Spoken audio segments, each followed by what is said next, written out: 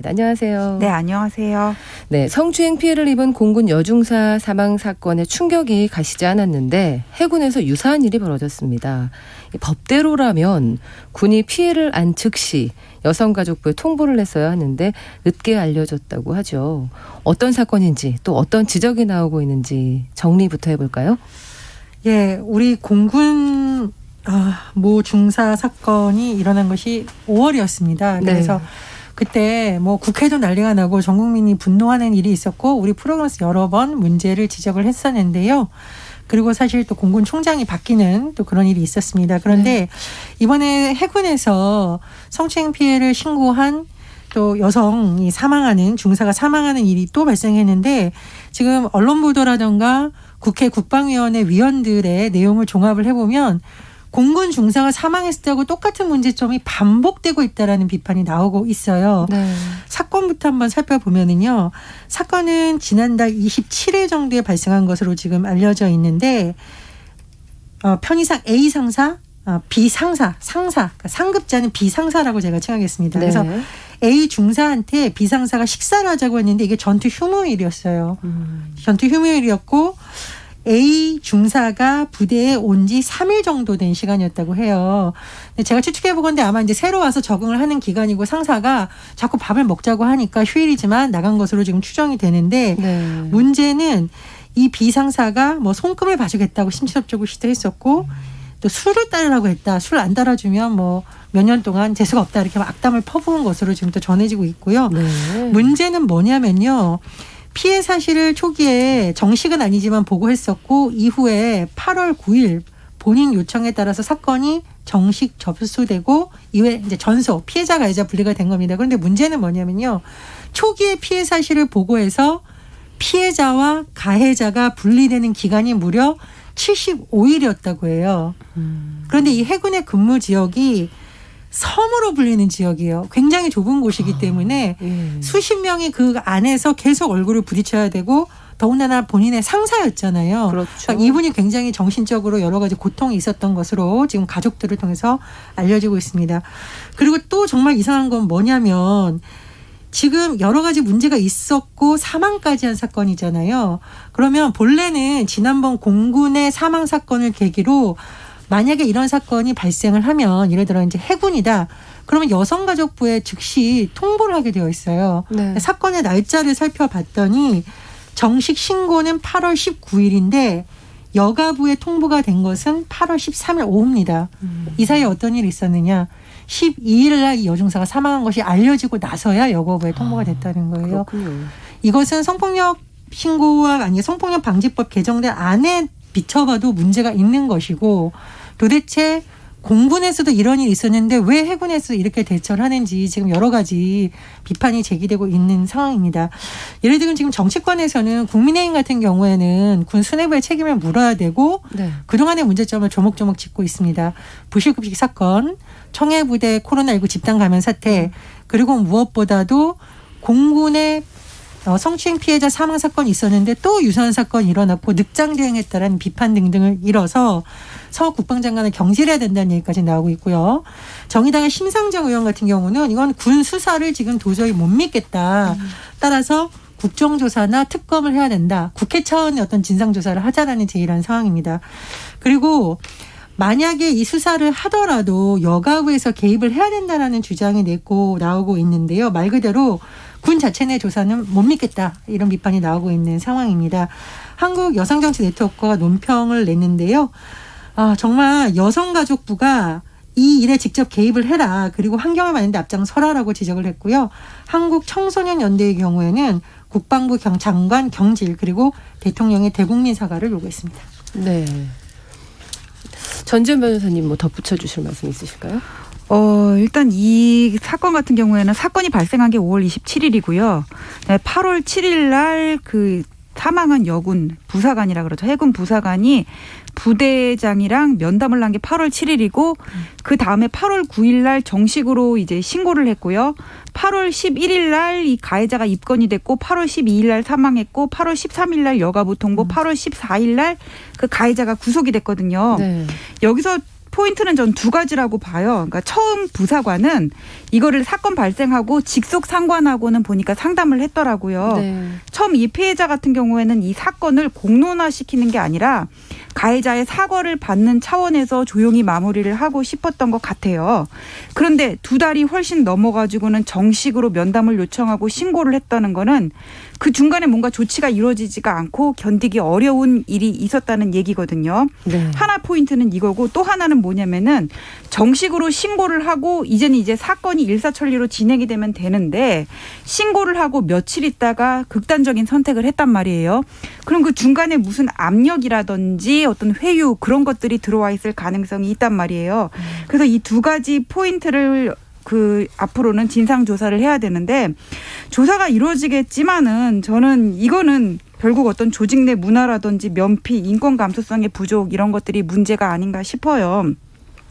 우리가 지난 시간에도 이 문제를 다뤘던 것 같은데 공군에서도 이런 성추행 피해자가 사망한 사건을 가지고 그 이후에 재발 방지책으로 뭐가 나왔냐면은 이 성범죄가 군대 내에서 일어났을 경우에는 본부 직할에 성범죄 전담 수사팀을 만들겠다 그렇게 얘기를 했거든요. 그때 우리가 문제점을 지적한 게 뭐냐면은 그렇게 되면은 뭔가 부대 내에서 이루어지는 은폐라든지 회유는 막을 수 있지만 이거를 부대 직속 산하에서 본부로 가져간다고 해가지고는 군대 내 자체 문화가 개선되지 않으면은 또 이런 일은 되풀이될 수 있다 그런 얘기를 했거든요. 네. 뭐 물론 그때 공군에서 한 재발 방지책이 아직까지는 시행되지 않고 있고 해군은 그때 또 다른 문제였으니까는 달리 볼 수 있겠다 그런 소리는 할 수 있지만은 이 문제는 결국 심상정 의원이 그랬잖아요. 군대 내의 수사를 어떻게 믿겠냐 그런 얘기를 했는데 이 문제는 결국 부대 내의 문제로 맡겨둘 수는 없을 것 같고 이런 문제가 터졌을 때 피해자가 이거를 공론화하기를 원하건 아니거는 정식으로 이게 상담을 할 수 있는 민간 차원의 루트가 마련되지 않으면 이런 문제는 결국 계속 되풀이될 수밖에 없다 그런 생각이 듭니다. 네. 이 두 분은 군의 조치에 어떤 문제가 있다고 보시는지 또 지난번 사건 때 재발 방지책을 마련했지만 부족하다는 점이 이번 일로 드러난 거잖아요. 어떤 조치들을 더 취했어야 했을까요? 저는 이 국방부는 대처 능력을 상실했다는 비판을 피하기 어려울 것 같습니다. 지난번에도 워낙 공분이 일고 그렇게 조목조목 여러 가지 문제점을 지적을 받았는데 이번에도 똑같은 패턴이 반복되고 있는 것은 군에만 이것을 맡겨서는 안 된다. 그래서 여급의 적극적인 현장 조사를 요구하는 이유는 그런 거거든요. 이 내부에서 뭔가 은폐되고 조직적으로 서로 봐주고 거짓말하고 이렇게 되면서 또다시 또 다른 패턴이 반복될 것을 우려해서이기 때문에 그래도 보다 전문성을 갖추고 이해관계가 없는 정부 부처가 자꾸 개입을 하라는 거거든요. 저는 뭐 여가부뿐만 아니라 범정부 차원의 대응이 한번 있어야 된다고 봅니다. 그래서 이게 군대 내에서 우리가 왜 전출 가거나 다른 부대 배치가 어렵다는 핑계가 지금 계속 나오거든요. 네. 그런 경우에 계속 이 문제를 군에만 맡겨둘 것인가 아니면은 다른 행정적인 조치를 취해줘야 되는지도 좀 검토가 필요하다고 봐요. 그래서 그런 부분 대응이 있어야 된다고 보고요. 두 번째로 저는 근데 이제 이 국정조사나 특검의 필요성이 나오는 이유는 알겠는데 이게 피해자가 지금 세상을 떠난 상태이기 때문에 유가족이 보호를 받을 수 있는지 그리고 과연 어느 정도까지의 공개를 원하는지는 변호인단이나 유가족이 참여하는 한에서 굉장히 좀 섬세하게 논의가 될 필요가 있다고 생각을 합니다. 이제 수사가 진행이 되면 여러 가지 조사가 진행이 되면서 제가 현장에서 봤을 때 굉장히 우려가 되는 게 본래는 피해자를 보호하고 가해자를 징계하려는 목적이었는데 이 과정에서 엉뚱한 정보가 자꾸 유출되거나 정치인들에 대해서 가끔 악용되는 사례가 있습니다. 그래서 취지에는 저는 공감을 하는데 다만 유가족들에게 이걸 잘 설명을 해주고 이 공개가 됐을 때 유가족들이 마음의 상처를 입지 않거나 이런 부분에 대해서 전문가들이 보다 섬세하게 개입을 해야 된다 이렇게 생각을 합니다. 네. 변호사님? 이 사건 수사를 군에만 맡겨둘 수는 없다. 거기에 대해서는 공감을 해요. 그런데 이 사건 수사가 지금 가해자는 구속이 됐거든요. 근데 이 가해자가 성추행을 했냐 안 했냐는 전체적으로 볼 때는 어떤 주엽적인 문제일 수가 있고 여기서 더 큰 거는 피해자한테 어떤 2차 가해를 했는지가 여기서 지금 문제가 되거든요. 네. 그러니까 그 부분에 대한 수사가 이루어져야 되는데 이 사건 수사뿐만 아니라 뭐 군대 내 군대만 이런 문제를 맡겨둘 수는 없다. 거기에 대해서는 공감을 해요. 왜냐하면은 앞서 공군에서도 비슷한 일이 일어났을 때 그 사건이 불거졌던 게 아마 5월 말 6월 초예요. 근데 유가족들이 부대 내에서 이렇게 문제를 제기하다 안 되니까는 이걸 아마 청와대 국민청원 게시판에다 올림으로써 그 문제가 이제 공론화됐거든요. 네. 근데 그런 문제 발생한 지 얼마나 됐다고 여기 해군, 공군 다르다고는 하지만 뻔히 보면서도 지금 같은 얘기가 지금 또 반복이 됐기 때문에 이 문제를 군대 내에만 맡겨둘 수는 없는데 그럼 어떻게 하느냐와 관련해 가지고는 당시에 어떤 뭐 법무관의 조치라든지 군대 내 조치 여러 가지가 문제가 됐잖아요. 그럼 이거는 민간이 개입할 수밖에 없는 문제고 그 민간이 개입한 거를 지금 성폭력 방지법에 지체 없이 여가부에 통보해야 된다. 군대 내에 그 사령관의 재량으로만 하면 안 되고 여기에 대해서 피해자가 적극적인 조치를 요구할 수 있는 외부에 대해서 SOS를 할 수 있는 방안이 마련돼야 되고 그다음에 이걸로 인해서 불이익을 받을 때 확실하게 처단을 하는 그런 조치가 이제 있어야 된다고 보고요. 또 하나 짚을 거는 뭐냐면은 이런 문제가 터졌을 때 이제 인권 감수성 부족에서만 접근하는 그런 시각이 있고 또 하나는 어떤 군대 내의 기강 회의로 접근을 하는 면이 있거든요. 분명 군대는 일반적인 회사나 다른 조직과 마찬가지로 위계 질서가 명확하게 되긴 해야 돼요. 근데 그게 제도에 의한 그런 컨트롤과 어떤 사람에 의한 지휘와는 또 다른 문제거든요. 만약에 지금이 전시라고 한다면은 사령관의 명의 그런 제도나 절차보다 당연히 우선시 될 수 있겠지만은 평시에 군대 문화를 관리하는 면에서 볼 땐 지금 다시 뭐 전쟁이 일어나기는 사실 뭐 어려운 상황이니까는 볼 때는 제도에 의한 그런 그 구제가 우선이 돼야 되는데 이게 지금 혼재가 돼 있다는 생각이 들어요. 그래서 이 사건 수사, 그다음에 이 왜 피해자가 이렇게까지 극단적인 선택을 해야 되는지 그것 자체를 아는 것도 중요하지만 그러한 배경에 지금 우리나라의 군대가 어떤 문제가 있는지 여기에 대한 검토도 저는 필요하다고 봅니다. 네. 이런 거를 이제 국회에서 해야 되는 거죠. 그래서 국방위라든지 그런 외통위 같은 데가 있는 거 아니겠어요? 네, 이번 사건과 관련해서 두 패널 분들한테 덧붙여 주실 말씀 부탁드릴게요. 그러니까 그 군 문화 개선과 관련해서 아마 민간이 참여하는 위원회나 이런 걸 계속 구성을 하겠다라고 하는데 네. 민간위원이 들어가서 제안을 하는 것도 좋은데 사실은 현장에서 이게 실행이 돼야 된다. 그렇죠. 그런 부분 강조를 하고 싶고요.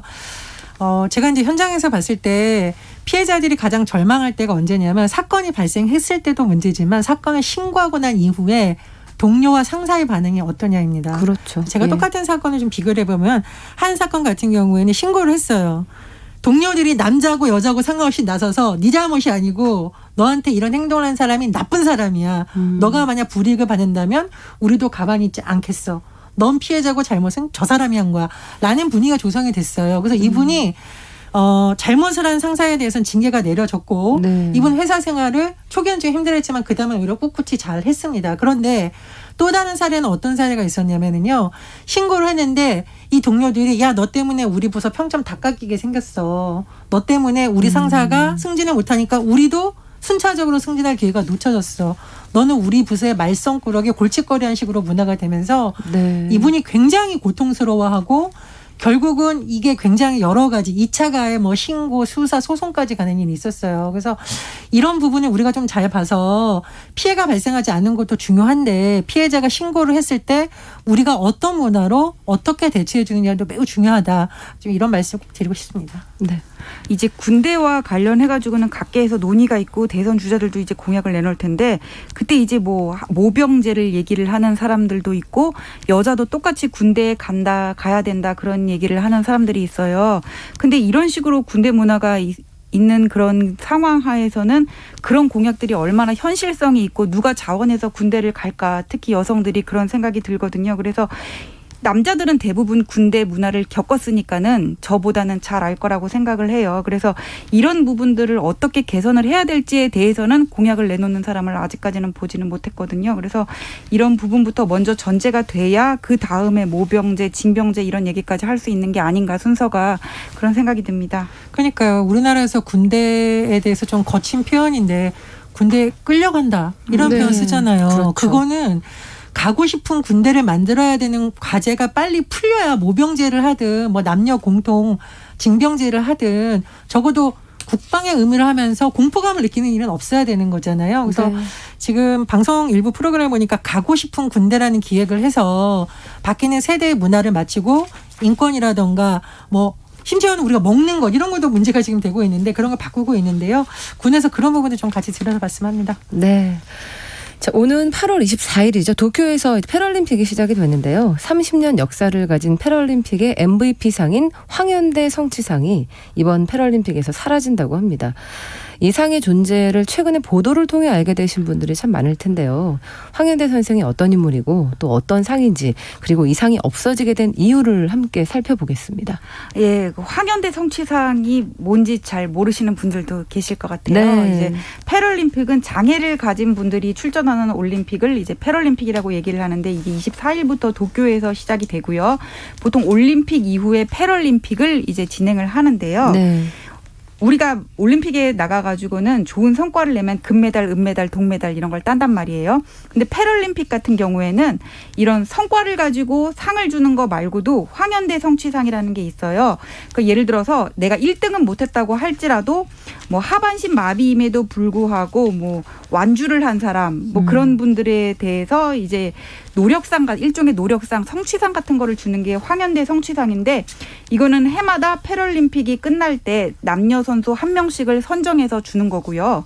이 상의 시작은 1988년 우리나라에서 올림픽을 했던 그때부터 이제 시작이 됐는데요. 네. 황현대 선생님이 어떤 분인지를 간략해서 설명을 드리면은 38년생이에요. 38년생이면은 지금 연세가 80대시거든요. 네. 근데 이분이 의사고 또 소아마비 장애가 있으신 분입니다.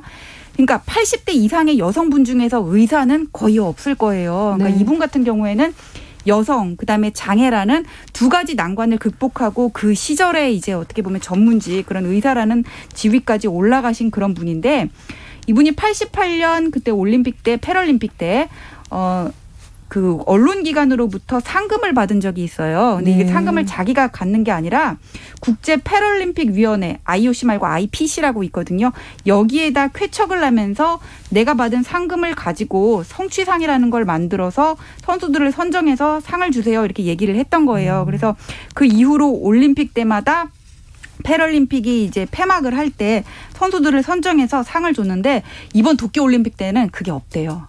왜냐하면은 이 상금이 이제 재원이 고갈된 거예요. 네. 그 문제는 예전부터 이제 지속이 된 것 같은데 재작년은 2019년에 도쿄 패럴림픽 위원회에서 그 국제 IPC에 정식으로 요구를 하면서 이걸 다른 상으로 바꾸자고 얘기를 했고 그래 그러면은 우리 황현대 성취상이 아니라 아임파서블 상이라는 걸 만들자 그렇게 협의가 된 겁니다. 일부 국가들도 여기에 동조를 했고 네. 그러면서 여기는 이제 재원이 고갈됐으니까는 도쿄 패럴림픽 위원회에서 2억 원을 쾌척을 하고 기부를 하고 그 돈을 가지고 이제 황현대 성취상 대신에 아임파서블 상을 주기로 했다 이렇게 결정을 했는데 이게 만델라 대통령 하면은 인권 생각나잖아요. 이게 전 세계인들이 그 주목하는 그런 상황에서 황현대가 누구야 다른 사람들 다 궁금하지 않겠어요. 그래서 우리나라의 국위를 선양하고 홍보를 할 수 있는 기회였는데 이 상이 없어지게 된 거는 아쉬운 부분입니다.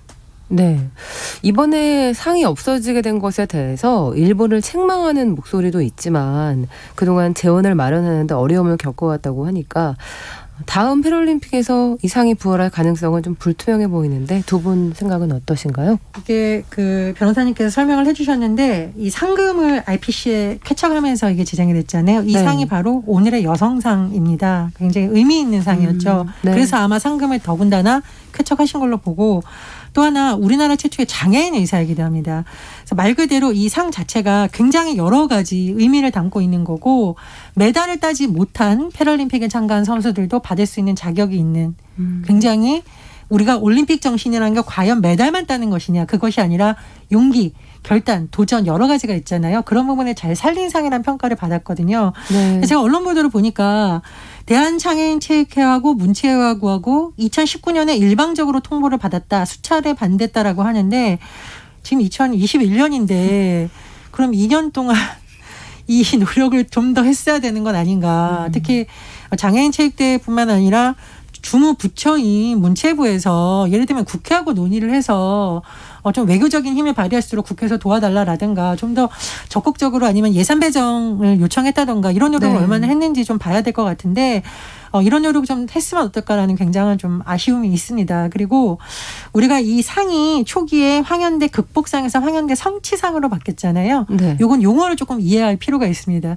이건 제가 옛날에 저희 프로그램에 같이 출연했던 송문희 박사님한테 한번 혼나면서 배운 건데 네. 장애를 더 이상 극복할 것이라고 생각하지 말아달라. 맞아요. 예. 그렇죠. 그 점을 강조를 했기 때문에 아마 이 상의 이름도 자기는 극복상이 아니라 황현대 극복상이라 황현대 성취상으로 바뀐 것 같습니다. 그래서 장애를 바라보는 관점 자체를 바꾸는 데 굉장히 또 기여한 상이기 때문에 저도 굉장히 아쉽더라고요.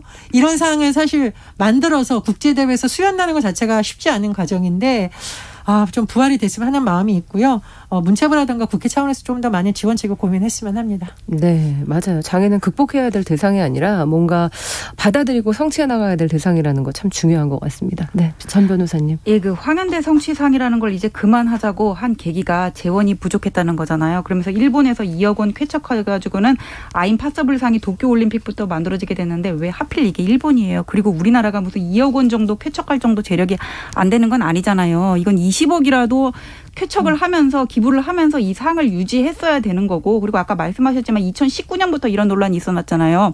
그동안에 뭐 했냐고요. 이게 뭔가 우리나라가 스포츠 외교에서 이런 일도 할 수 없을 정도로 일본보다 떨어지는 건 아니잖아요. 저는 이거 관심 부족이라고 보거든요. 저번에도 얘기를 했지만은 스포츠와 관련해서 아직까지 도제식 교육이 성행을 하고 뭔가 이렇게 공부 대신에 학생들이 선수들이 학업 대신에 운동에만 매달리는 현실 지적을 했었잖아요. 그런 것뿐만 아니라 이런 거 하나하나가 다 선진국으로 갈 수 있는 어떤 잣대가 될 수 있는 건데 이런 식으로 어떤 세계의 우리나라 그 괜찮은 분을 황현대 씨라는 괜찮은 분을 소개할 수 있는 그 기회 우리나라 국위를 선양할 수 있는 기회를 놓친 거잖아요. 그래서 아직까지 갈 길은 멀었다는 생각이 듭니다. 좀 더 노력을 해야 되겠다. 그렇게 결론을 내리고 싶어요. 그 2024년 파리올림픽하고 파리 패럴림픽의 모토가 공존 통합이에요. 네. 그래서 처음으로 그 엠블렘을 올림픽과 패럴림픽 같이 사용하는 것도 굉장히 주목을 받았고 언론에서 이걸 좀 더 저는 다뤘으면 하는 게 있는데 여성과 남성의 비율도 50대 50으로 맞췄습니다. 이게 가능할까 싶은데 이걸 가능하게 하기 위해서 일부 종목을 조정까지 하겠다라고 파리 올림픽 조직위에서 밝힐 정도입니다. 그래서 네. 우리가 말씀해 주셨듯이 올림픽이라는 것이 과연 우수한 기량을 가진 사람들만 그리고 패럴림픽도 과연 뭔가 뛰어난 올림픽 실력을 발휘한 사람들 것만의 것인가 아닌가 그게 아니라고 하거든요. 그래서 이 황현대상을 계기로 저도 좀 깊이 많이 생각을 해봤는데 변호사님이 따끔하게 지적해 주신 것처럼 이 정도 돈이 없어서 이런 상을 포기했다는 거 너무 아쉽고 추후에 정부에서 좀 더 신경을 써서 기회가 있다면 다시 복원을 했으면 합니다. 네. 88년도에 만들어졌으면 30여 년이 훌쩍 지난 상인 건데 사실 우리 국민들도 이번 보도를 통해서 알게 된 분들이 많잖아요. 우리 모두가 관심을 갖는 거에서부터 시작이 돼야 정부도 또 노력하는 데 의미가 있지 않을까 싶은데요. 그렇습니다. 패럴림픽과 관련해서 이 상을 황현대상을 받았던 분이 몇십 년이 지난 후에 내가 이렇게까지 사회생활을 할 수 있었던 것은 이 황현대상 상이었다라는 수감을 밝힌 적이 있어요. 네. 그냥 상이 아니라 많은 세계의 사람들에게 자부심과 스포츠 정신 그리고 장애에 대한 편견을 없애주는 상이라는 의미를 좀 새겨서 꼭 부활됐으면 합니다. 네. 예, 그 없어지는 거 부활하는 거는 유지를 하는 것보다 더 어려워요. 우리나라에 지금 각종 위원회 정부 재원 투입되는 데 많은데 좀 일을 잘하자. 지금 시간 다 됐으니까는 이 한마디로 그냥 끝을 맺고 싶습니다. 네. 오늘 두 분 말씀 고맙습니다. 뉴스픽 전지현 변호사, 전예현 우석대 개건 교수와 말씀 나눴습니다. 뉴스 브런치 함께하고 계신 지금 시각 10시 30분입니다. 라디오 정보센터 뉴스 듣고 오겠습니다.